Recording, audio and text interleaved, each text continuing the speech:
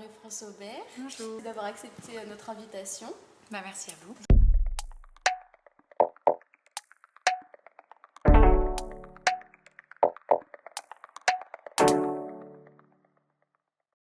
Est-ce que vous pouvez nous expliquer votre parcours et les étapes clés un peu pour arriver en tant que directrice artistique?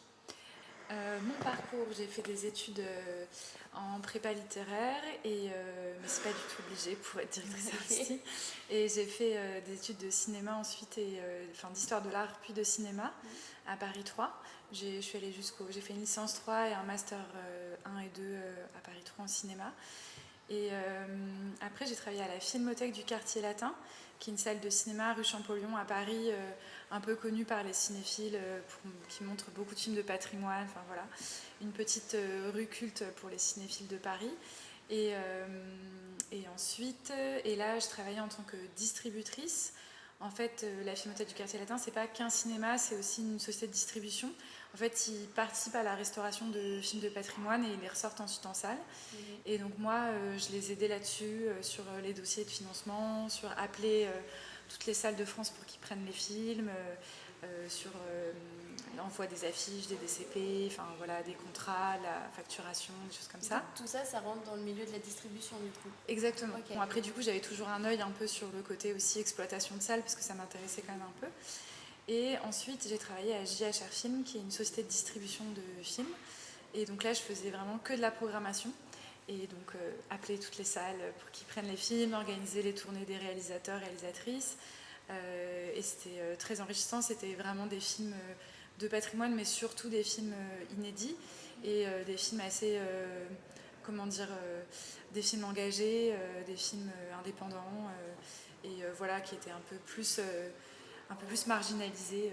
Donc c'était aussi, pour moi, c'était assez politique aussi de faire ce travail-là. Et en fait, en parallèle, j'ai fait beaucoup de bénévolat. J'ai créé un festival de documentaire africain de manière collective avec une association et avec des amis. J'ai participé aussi à la programmation d'un festival qui s'appelait Enlève tes chaussons rouges, un festival de films dansés. Je l'ai fait qu'une année parce que ça faisait beaucoup. Le bénévolat c'est chouette, mais c'est vrai que ça prend beaucoup de temps avec le travail, etc. Et j'ai aussi pas mal participé à la programmation du cinéma à la clé quand il était occupé. Je faisais pas du tout partie ceux et celles qui ont porté l'occupation, mais c'est des gens dont je suis proche et j'ai quand même animé pas mal de séances là-bas. Voilà, donc c'est mon parcours. Après, c'est pas forcément un parcours tout tracé pour devenir directrice ou directeur artistique. Moi, j'avais très envie de faire de la programmation dans un festival parce que c'est ce que je faisais de manière bénévole et j'avais envie de m'inscrire un peu professionnellement dedans. Et en gros, j'ai envoyé une candidature spontanée à plusieurs festivals de cinéma hors de Paris. J'avais aussi un peu envie de me décentrer, de sortir de Paris de décentrer un peu le regard qu'on peut avoir à Paris aussi dans le milieu du cinéma ou professionnel. Et du coup, j'ai envoyé plusieurs candidatures spontanées, dont à Amiens. Et on m'a répondu qu'il n'y avait pas de poste à pourvoir. Et donc j'ai travaillé à JHR entre-temps, JHR Film. Et en fait, au moment où je voulais partir de JHR Film, je voulais faire une thèse de cinéma sur la vache au cinéma. Et en fait, j'ai reçu un mot du festival du film d'Amiens et qui me disait qu'il cherchait une directrice artistique et qui me demandait où j'en étais depuis que j'avais envoyé ma candidature, est-ce que c'est quelque chose qui pouvait m'intéresser. Je me suis dit, bon, c'est quand même un peu fou. D'ailleurs, au début, j'ai mal lu le mail, j'ai cru que c'était un spam. Voilà. Et puis après, je me suis dit, oulala, qu'est-ce que j'ai reçu là. Donc, je l'ai relu. Donc, c'est un peu une chance folle aussi d'avoir reçu ce mail, que quelqu'une se soit souvenue de ma candidature. Et du coup, j'ai postulé et j'ai été prise. Et je me suis même dit, ils n'ont pas vu mon âge. Mais en fait, je pense aussi qu'ils cherchaient quelqu'un de jeune un peu pour changer aussi de l'habitude des festivals et des directions de festivals. Donc voilà. Du coup, c'est beaucoup de chance aussi dans mon parcours, mais un peu beaucoup aussi de manière d'être agente de ce qu'on a envie de faire, de ne pas attendre qu'on nous propose des choses et de créer des choses avec des amis. Et... En soi, il n'y a pas de chemin tout tracé, on fait des rencontres et puis on postule à des offres et puis voilà quoi. Oui, après voilà, c'est mon parcours, c'est pas forcément celui de tout le monde, mais voilà. Et du coup, vous avez intégré le FIFAM depuis combien de temps? L'année dernière? Non, en fait, ça va être ma 3e édition là, Ok. qui aura lieu du 15 au 23 novembre. Donc, ça fait plus de 3 ans parce que j'étais arrivée en janvier avant la première édition pour commencer à travailler dessus. D'accord. Ok, du coup, pour les auditeurs qui nous écoutent, qui ne connaissent pas le FIFAM, ou pour même les nouveaux étudiants, est-ce que vous pouvez me faire un résumé de ce qu'est le FIFAM? Alors, le FIFAM, il va avoir 44 ans, donc c'est toujours compliqué de résumer un festival de 44 ans, mais on va dire que c'est un festival donc, qui est né d'une volonté, d'une envie d'une bande de copains, copines, enfin copaines, qui était encarté au Parti communiste, donc un festival engagé, un festival qui au départ s'appelait Festival pour l'amitié contre le racisme et pour l'amitié entre les peuples, donc le titre aussi donnait son engagement. Un festival qui voulait mettre en valeur des cinématographies qui étaient peu visibles, notamment d'Afrique et d'Amérique latine, et qui a mis en valeur beaucoup de cinéastes importantes. Nous, on veut garder cette identité-là, cette histoire-là. Enfin, ça reste important, on pense, de mettre en lumière ces cinémas-là qui sont quand même peu présents en salle, même s'il y a de plus en plus de travail de distributeurs, distributrices et d'exploitants, exploitantes et de festivals qui font cet éclairage-là. Mais de manière générale, on veut se pencher aussi sur les cinémas invisibilisés, les paroles invisibilisées, et ça peut prendre plein de formes différentes. L'année dernière, le thème du festival, c'était les vaches au cinéma. Cette année, c'est les vampires. Comment vous décidez des thèmes? Sur quoi vous vous basez choisir? Donc les thèmes, ces 2 derniers, c'était une proposition que j'ai faite à l'équipe et en particulier à Alexandre Levary qui est programmateur avec moi. Après, Alexandre Levary, il est féru de films de genre, s'il connaît beaucoup plus que moi, et donc voilà, les vampires, je savais qu'il allait sortir plein de choses aussi de son sac de cinéphile. Et en fait, les vaches, donc, comme je vous disais tout à l'heure, c'était une thèse que j'avais envie de faire. Donc j'avais déjà aussi pas mal de bagages, de réflexions, de films autour de cette thématique. Et les vampires, c'est en regardant un film qui s'appelle Traitement de choc d'Alain Gessua que j'ai eu cette idée. En fait, c'est un film avec Alain Delon et Annie Girardot. Alain Gessua, je l'avais découvert pendant le confinement et j'ai découvert un cinéaste que je trouve assez peu connu mais qui est très politisé. Et en fait, dans ce film-là, qui est un film très surprenant, en fait, Alain Delon, une sorte de médecin qui prend le sang des immigrés pour les bourgeois. Donc j'ai spoilé les films, mais ça n'enlèvera pas le bonheur de le découvrir. Et je me suis dit, ah mais ça peut être trop intéressant de partir de cette métaphore pour parler des vampires. Et en fait, ce qui m'intéressait dans la thématique des vampires, c'est pas forcément justement cette métaphore du dominant, du sanguinaire, du monstre qu'on a tout de suite en tête, on pense à Dracula, mais en fait de parler des vampires comme la figure des marginalisés, des minorisés, avec notamment la figure de Carmilla, qui est une vampire lesbienne oubliée et qui existe en fait avant Dracula. Elle vient d'une nouvelle écrite par Sheridan Le Fanu. Et on aura d'ailleurs tout un parcours lesbien et bi dans la prog. Okay. Mais voilà, c'est parler de ces vampires, ces créatures en fait qui vont bousculer les normes et réfléchir et proposer voilà, des alternatives aussi à des conventions face à une société aussi parfois qui est violente aussi face aux marginalisés. Et ce qui nous intéresse aussi dans ces programmations-là, c'est qu'elles peuvent rassembler, parce que les vampires, les vaches, ça parle un peu à tout le monde. Et c'est aussi autour de ces thèmes qui rassemblent, de créer, de montrer des films cultes, mais aussi des films plus rares, et d'aller creuser comme ça dans les cinémas de toute époque pour découvrir des choses ensemble, quoi. Qu'est-ce que vous diriez à nos étudiants pour qu'ils viennent au FIFAM? C'est dur.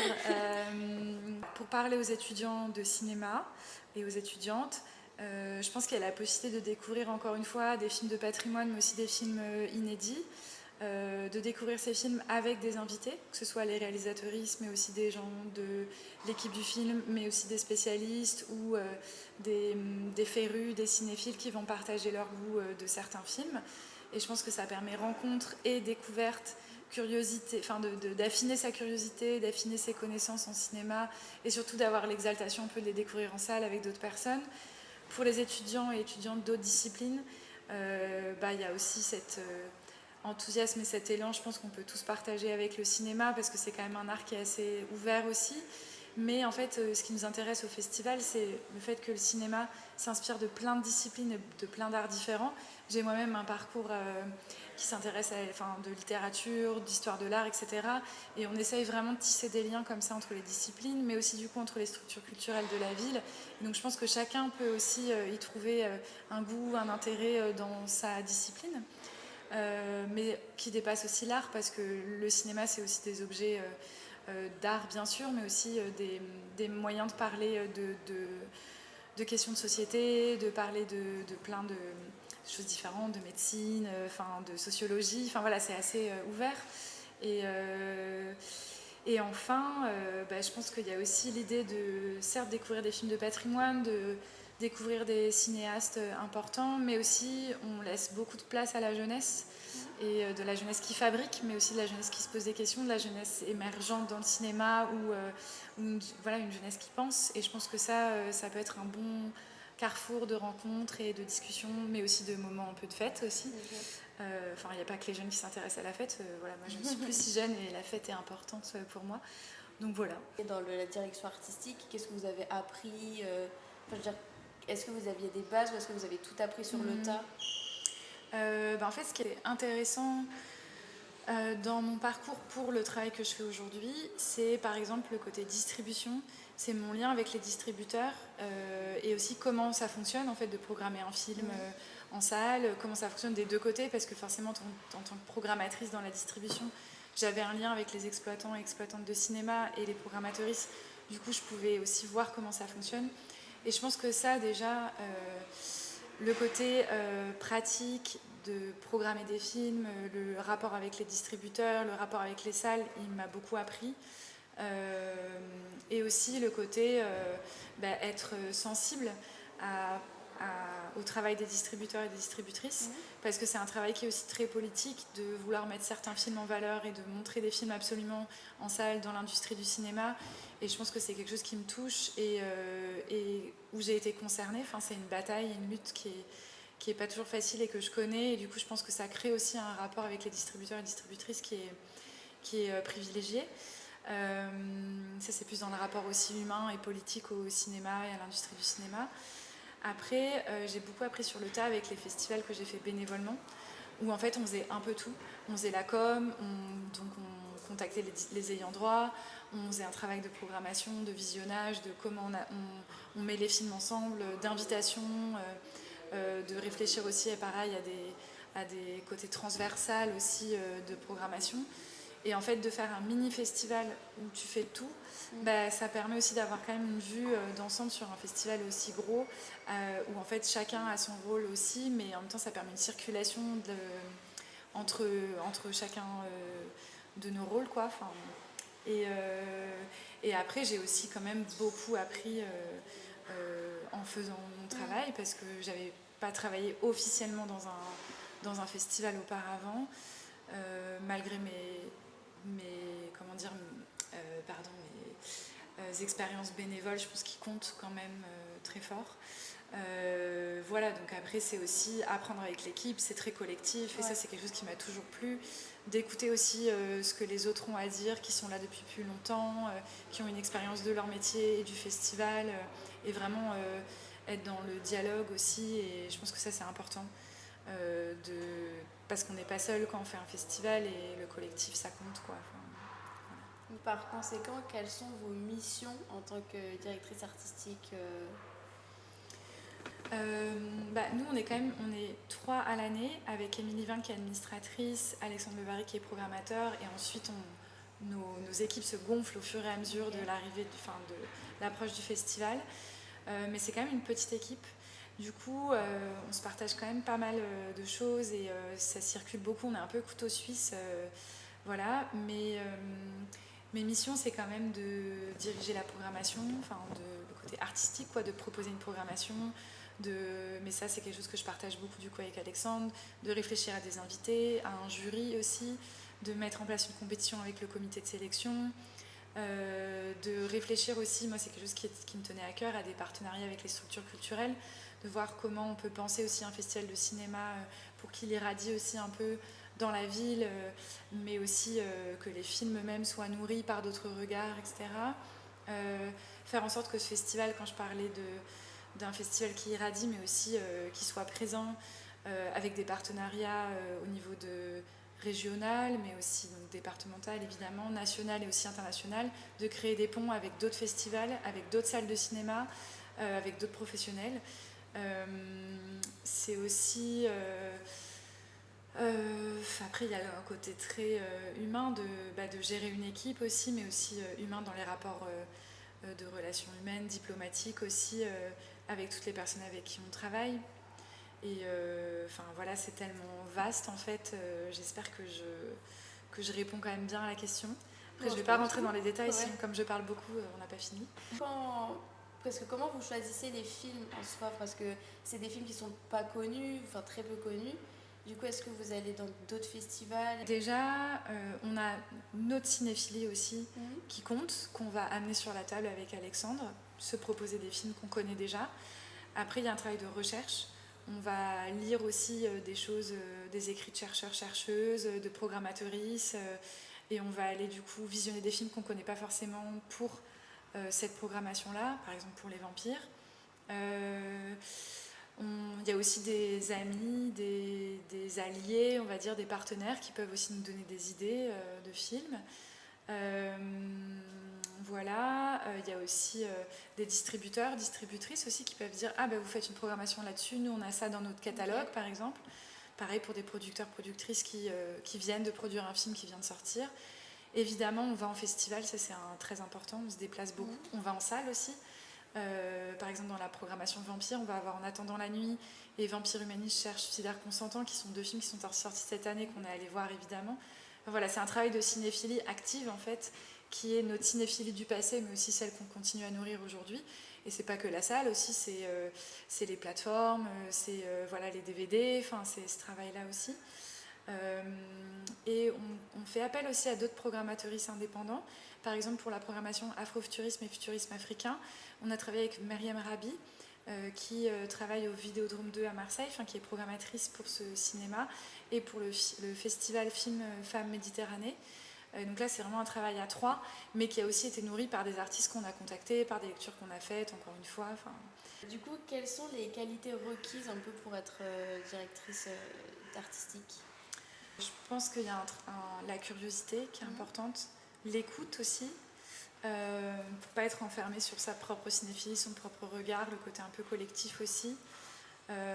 Après, je dis pas que j'arrive à le faire, mais en tout cas, je tends vers ça. Je pense que c'est important aussi d'avoir des qualités humaines parce qu'on est en contact perpétuel avec les gens et qu'on représente aussi le festival. Et donc je pense que c'est important d'aimer parler aux autres et d'aimer rencontrer des gens. Voilà. Aussi forcément une certaine cinéphilie. Après, les cinéphilies, elles sont multiples. Et c'est pour ça que c'est important, encore une fois, le collectif, etc.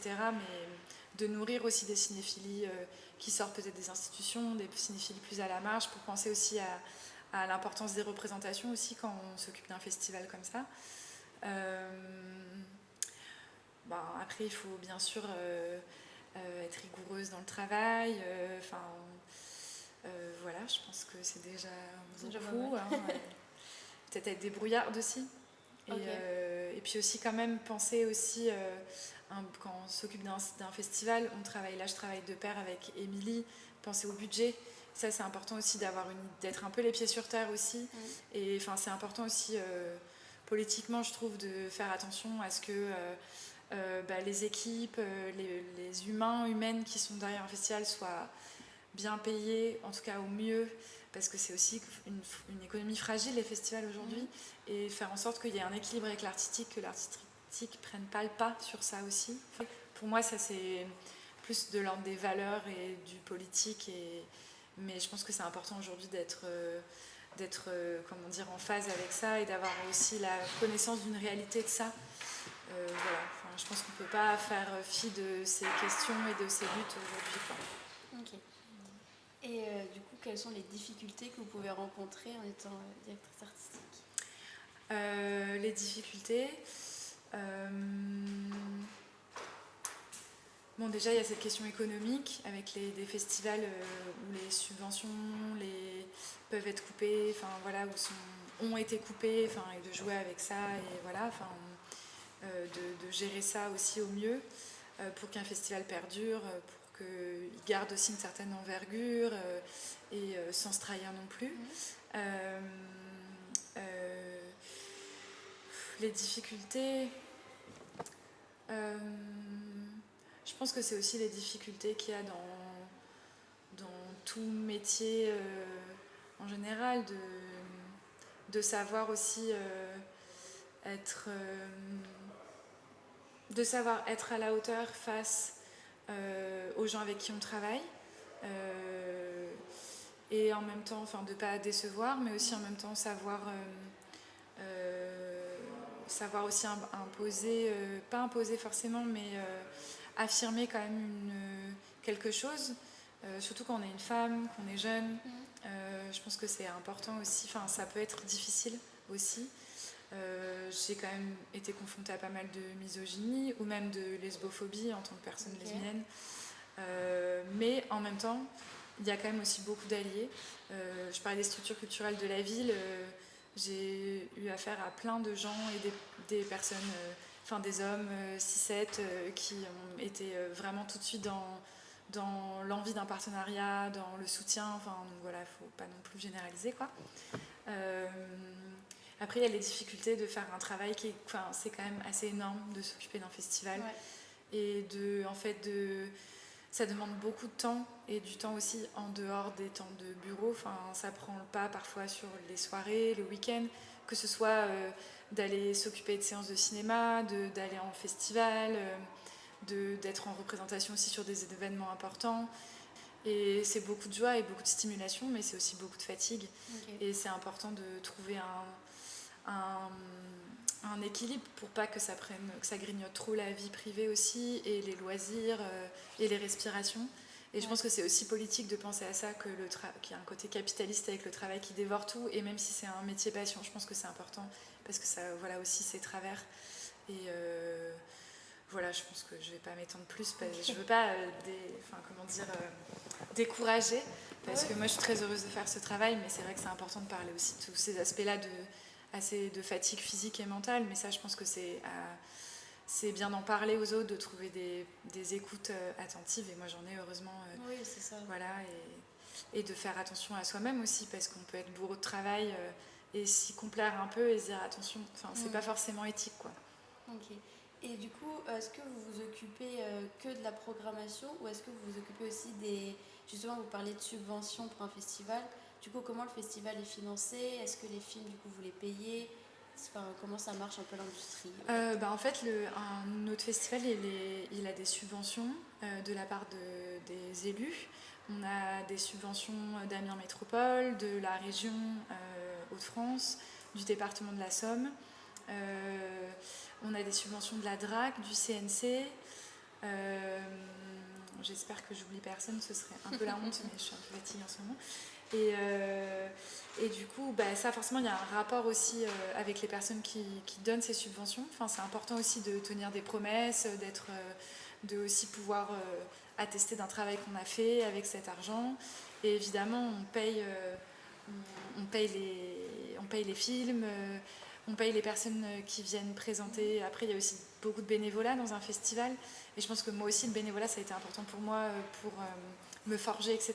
Mais il y a aussi des métiers de critique, de personnes qui accompagnent les films, qui sont importants aussi de rémunérer, ou des personnes qui animent une table ronde, par exemple. Il y a aussi le fait de payer tout simplement les allées et venues des invités, le train, les avions parfois. Pas beaucoup, parce qu'on n'a pas forcément assez de sous, et puis parce que c'est pas forcément écologique non plus, mais c'est quand même important de faire venir aussi des personnes au niveau international. Les nuitées, il y a aussi toute une économie. Il y a aussi payer toutes les équipes voilà, on a les équipes du festival, mais on a aussi des chauffeurs, on a aussi des personnes chargées de l'accueil, des personnes chargées de la surveillance. Voilà, il y a aussi toute cette économie-là qui se déploie. Et voilà, donc et en fait, moi je m'occupe de ce rapport-là avec les partenaires qui nous soutiennent financièrement.